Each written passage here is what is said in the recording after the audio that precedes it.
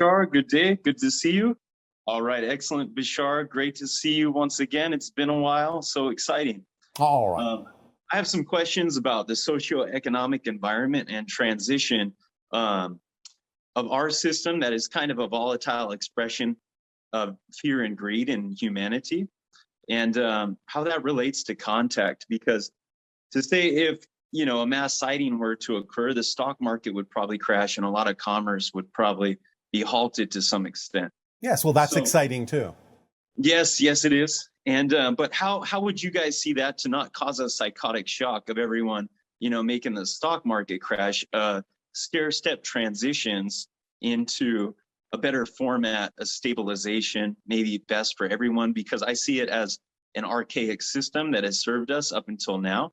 Yes. And you have hinted many times at the evolution of our socioeconomic system to be more conducive Yes. of maybe that reality where it does support stabilization of contact that doesn't totally impact us in a more harsh way than that needs to be. Yes, well, first of all, you're talking as if you only live on one version of Earth. Yes. Remember, there are multiple versions that exist simultaneously, and based on the actions you take and the vibration that you stay in, you navigate yourself to the version that's more representative and reflective of what you prefer. So the idea is that there may be stock market crashes and so on and so forth, but it depends on what you do with them that determines how you navigate to the version of Earth that works for you. Remember also that you are in the splitting prism. So it doesn't necessarily mean that you have to experience the shift that way if you're in a different reality. Those that choose to remain in a more negative reality may still experience it that way, or they may not experience the idea of contact or UFOs at all. So you're actually really talking about a multitude of probability Earths, and it's not just one planet that we can give you a one planet answer for. Got it. Well, that's really cool. So whatever dominant vibration what I put off is most likely what I get in Yes. terms of my own thinking of what I invest in. Yes. And the idea of being a living example of what might be probably a better way, a more positive way to experience transformations and shifts can give people that are not thinking that way an opportunity to think that way by seeing the example in others like yourself. But again, all you can do is give them the probable ways that they could choose, but they don't have to. And whatever they do choose is none of your business. Awesome. Because you don't know what Excellent. their path is. Yes. They may need to go through a crash in order to learn something valuable for their path. So don't necessarily deny them the opportunity to choose that, but you can help them understand there may be other choices if they so desire to match the frequency. Excellent. Thank you so much, Bashar. That really helps. All right. And so as far as because of that stabilization of trust and knowing and that pure connectivity of really believing and knowing what you're really investing in, because a lot of investment people don't know what they're investing in. They don't really believe. It's totally speculative. But when you invest in yourself, in your knowing, Yes. that feels like a much more conducive, full connectivity. Well, this is why we say ultimately your so-called economic system will actually be based on people and their abilities, not on the idea of a arbitrary symbol. Yes, absolutely. And as far as that arbitrary symbol, I just had a curious question. What form did the currency system take place in Atlantean times? Was that gold? Some of it was, yes.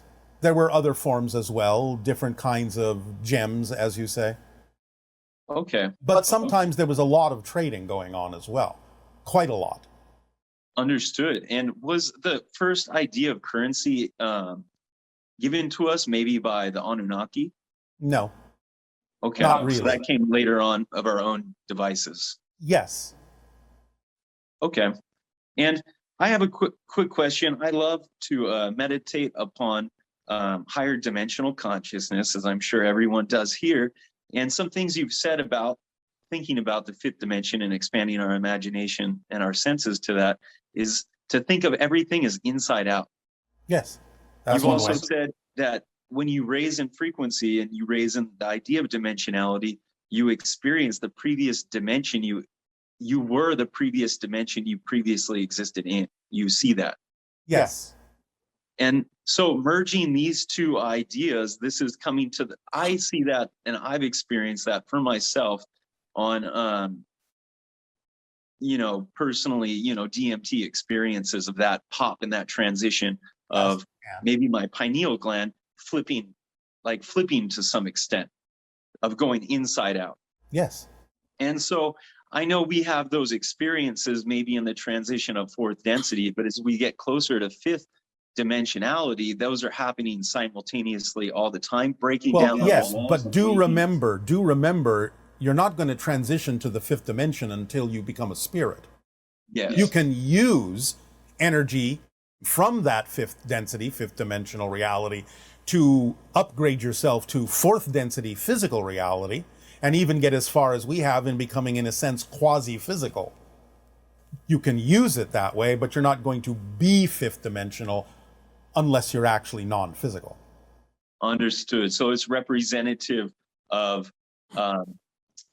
much more malleability of space and time as the idea of spirit. Yes. And that's how you can apply the fifth density energy to the fourth density physical reality. Got it. And this is, it seems like as you deepen into these understandings of higher dimensionality, you gain more insight to the reality of the five laws. Yes, of course. Where maybe in the third density reality, they're not as apparent, but the laws get more and more apparent. This just goes hand in hand with the physics that we've shared with all of you. You cannot experience what you're not the vibration of. When you raise your vibration, the idea of the recognition of the structure of existence becomes more obvious. Yes, beautiful, beautiful. And two more things, Bashar, that I'm curious about. Yes. The idea of maybe this transmission is called the infinite restaurant. Yes, we will explain why when we get to the meditation exercise. Excellent. Well, sometimes I think of the kids' table and the adult table. And there's certain things we have to do to learn manners and appropriateness to sit at the adult table. Yes. And maybe so we can have, the flaming skillet or whatever of fajitas, and that we don't burn ourselves. Yes. And so I see that transition as transitioning to be able to sit at higher tables with higher entities such as yourselves. But there's a degree of manners, morality, and ethics that need to be instilled in humanity to gain that level of maturity to be even invited to the adult table. Yes. Yeah. But that again goes hand in hand with following the formula. Because as you raise your vibration, you begin to understand what is appropriately matching the vibration of those at the higher table, so to speak. Yes. Wonderful. Wonderful. For me, Bashar, this past year, I got really deep into economics and the stock market, to the point where I segmented myself a little bit too much in that focus and made that a little too much power of symbol of abundance. Oh, all right. Myself. Did you have fun going through that adventure then? I really did. It gave me so much polarity to expand from and to so much more maturity. And I'm so grateful that I went through that. All right. And like you were saying, allow other people to go through that as well. Yes. For their own experience, then guide them to balance our symbols of abundance. Well, in the future, we would simply suggest that you put stock in yourself. Beautiful, beautiful. And so with that feels like the imbalance of the symbol of abundance of the market might have led into realities such as the grays. Am I wrong? Such as what? Such as, not necessarily looking at the organic, conducive nature of things, but using materials from the earth and just for their own devices and profit, and just going purely into kind of using and not giving back to reality in an extent. Because what I've noticed in the market is people that are too segmented in a particular way where it's making them really disassociated from an organic lifestyle. There always has to be an equal exchange. That's the first principle. The always an equal exchange is for an organic environment? Yes. In other words, you have to give back what you take in some way. What you use has to be given in a way that you can give back and keep the balance. Yes, yes, absolutely. So we begin to become fertilized and more ripe, so to speak. And with the idea, I think of our world ripening to a certain point to get ready to pop for the idea of contact. And Yes. so you really helped me think about this in a different way. Instead of really focusing on outside people, it all comes from within. How I'm Yes. treating myself. Well, yes, you can get reflections. You can get reflections from others that you can decide whether or not it's advice that will work for you, but ultimately you get to decide. Yes, beautiful, beautiful. And You is as far you get one more and. Oh, okay. Yes, yes, yes, yes. For my last question. Okay, this is just a fun question that I've always been curious about. Yes. So you talked about Ra and Tot being Ra, the entity that created humanity, and Tot, the entity that was given the task to educate humanity. Yes, well, these are part of larger groups, not just assigning the entire thing to one being. Understood, understood. But these are not, because that goes hand in hand with the idea of Enki and Enlil, but these are not the similar beings at all. Do Enki and Enlil also represent multiple factions?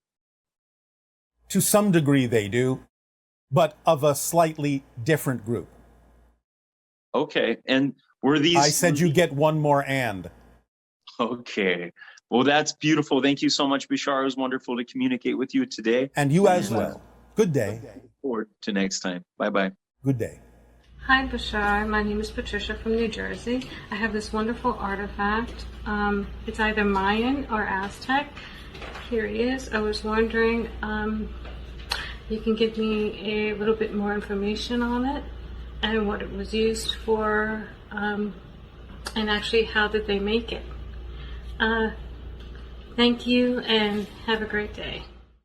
The Maya people are the remnants of an extraterrestrial civilization, and therefore the artifacts are usually connected with the idea of extraterrestrial energy. The Aztec civilization, in a sense, is an offshoot remnant of the Atlantean civilization, and therefore will usually be directed toward the idea of creation and destruction as a cycle of experience on your planet. Hello, how are you? Perfect, and you? I am doing well, and actually I woke up in a very comedic and humorous energy today. Oh, all right, good for you.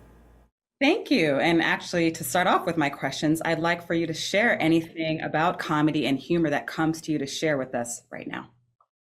Humor is used very effectively to shift a person's expectations, and so that they will drop them and get surprised. The element of surprise, I love it. Thank you so much. Yes. In considering the title Infinite Restaurant, Yes. and in having conversations with a friend of mine about a recent experience, the following came to me that I'd like to share with you. Yes. Existence is like a buffet. All of the options are available, but that doesn't mean we need to consume them, nor are they all relevant for us. Correct. We can choose what we need on our plate in this lifetime, and in another lifetime, should we choose, we come back and make different selections in alignment with our path of exploration. Yes, but you don't come back. Reincarnation, in a sense, can be an experience, but it's not mechanically what actually happens, because everything exists at the same time. Yes, thank you for that reminder. On the topic of shifting and refining our food or dietary choices, Yes. I'm curious about your perspective on emotional eating. I find that a lot of people speak about stress eating or not eating. Yes. But is there something we're not addressing in its fullness that you encourage us to do so that we move higher to transform our negative beliefs? Well, of course. The idea of stress eating, in a sense, is no different than any addiction. You are attempting to fill an emptiness within you. a hole within you that cannot be filled that way. So you are looking for an outside solution instead of an interior solution of valuing yourself and appreciating yourself and understanding how to allow life to work to your advantage. So once you understand these things and can fulfill yourself in that way, there will be no more emptiness. You will feel connected. You will feel fulfilled. The stress will disappear. So then would you say that in the form of stress eating that exhibits itself as someone maybe not eating when they're stressed out, that is they're imagining that whatever energies whatever energies they're experiencing, that they have the ability to choose to not take in those energies into themselves? It depends on the person. It depends on the path. You have to sort of, again, take it on a case-by-case basis because there can be different reasons for doing it that way. But again, along the lines we were discussing, the idea is that if they do experience a stress because of an emptiness, because of something that feels unfulfilled, the symbol of taking food in may be contrary to the devaluing of their own being. Because to take food in for them might be, I will support this, and I will not want to support this, so I will not support it through the outside action of eating, because it's not worth supporting, I'm not worth it, or many other reasons they may come up with for not valuing themselves in that way. Wow, it's really powerful. Thank you. Yes. I'd like to hear your perspective about the energy of the rainbow and the particular messages it is providing us at this time that may be different than it has in other times. Well, for you at this time, in general, as a symbol for humanity, it represents ascension itself, that you are transitioning from a lower state to a higher state. It's a bridge, in other words, between one reality and another through the idea of raising your vibrational frequency. Now, you do understand that from a higher perspective, and again, this is a symbol that works well for your present day and age, a rainbow is not a bow, it's a full circle. You're only seeing a part of it. Indeed. So the idea then is that by going to a higher perspective, you see the bigger picture, you see the whole thing more easily. I love it. That's definitely been a theme for me in my life, especially since the beginning of this year, not to put any insistence on a specific time frame, but that idea of, we can stay below and see all the nitty-gritty detail. However, in order to actually transform, going above to see the bigger picture, the full circle, gives us the ability to be more of who we are. Yes, of course, because you have more information. You are better informed by seeing from the higher perspective. Yes, I love it. I find that we problematize or pathologize human beings or other creatures that do not exhibit the body forms we classify as standard or normal. Yes. Are many of those beings, and I'll say in particular human beings, who have different shapes and different expressions, are many of them often reflecting different forms along the spectrum of humanity that we need to learn how to perceive differently? Or are they also displaying to us that we have connections to other civilizations, extraterrestrials, and so forth? It's not an or, it's an and there's more to it even than that, because each one has a reason for the shape that they have chosen to experience that could contain many different lessons and experiences, not only for them, but those that interact with them. So it's an and again, you have to take it on a case-by-case basis. Okay. If there isn't in general, what we call albinism. So for those who are albinos, so this is along the, similar thought as the last question. Yes. I've thought about what they reflect to us, and I'd like to know from your perspective, what in general those individuals are sharing with us. Even the generalities can have vast differences. So it depends on the generality that gets chosen.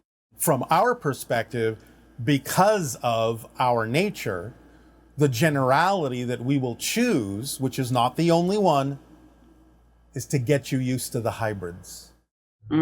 Because many of them are that pale. And is it the same thing with vitiligo?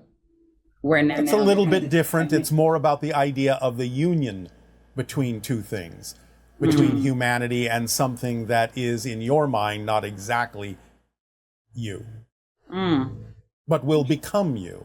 It is the blending of humanity with the hybrids into the sixth hybrid race. The change and transformation that, again, can be expressed in many different levels for many different reasons, but it generally represents the idea of transition or transformation in the most general way. And the revealing of that blending, the revealing of that change, so that humanity can respond or react to it however they will. What is the energetic and or symbolic function of melanin? Well, the energetic function in some sense is to protect you from the rays of the sun that are harsher to your environment. Yes. Is there anything more beyond that spiritually and in other Of ways? course, there can be. But again, you have to take it on a case-by-case basis. In a more general fashion, it represents the idea of the roots of humanity, the idea of those who were first Homo sapiens. So it can represent the idea of a beginning of humanity, a grounding, and a connection to nature. Beautiful. Does your civilization use permission slips, or do you operate from the full understanding that you are the ultimate permission slip? Well, both when it suits us.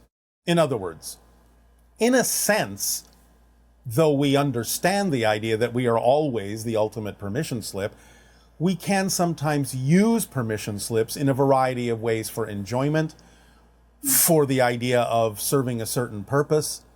For example, in a sense, interacting with all of you in the way that we do is a kind of permission slip. Because we have to use that permission slip in order for us to make sense to you. So it serves a purpose to do so sometimes. Okay, beautiful. Kachina spirits. Yeah.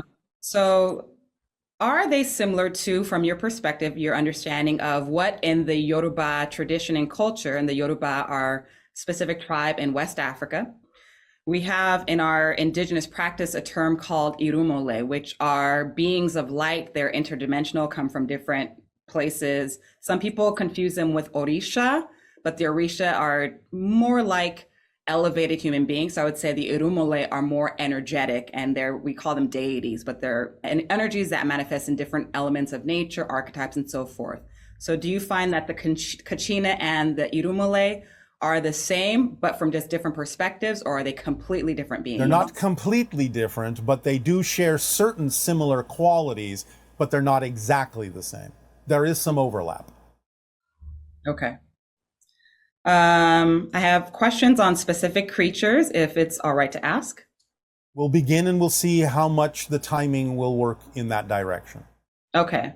So I'll say the three then: jaguar, coyote, and bats.